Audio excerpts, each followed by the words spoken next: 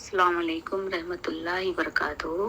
खजूर पत्तों की कमज़ोरी, आयरन और खून की कमी, मर्दाना कमज़ोरी, जोड़ों का दर्द, हड्डियों की कमज़ोरी, पुरानी ख़ब्ज़, कमज़ोर और दुबले अफराद के लिए बहुत ही फ़ायदेमंद है।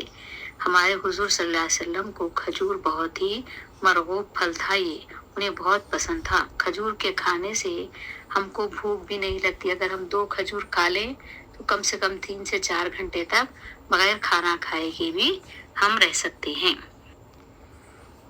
अंजीर क़ब्ज़ को दूर करता है, रफ़ाए हाजत में फ़ायदा होता है, खूनी बवासीर को कंट्रोल करता है और इससे खून में भी इजाफा होता है, खून भी बढ़ता है।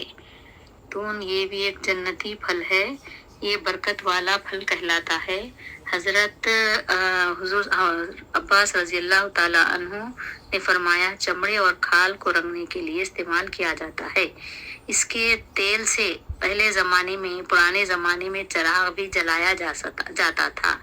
जैतून के लिए 70 अनबिया ने बरकत की दुआ की। कुरान में भी जैतून का बयान मौजूद है।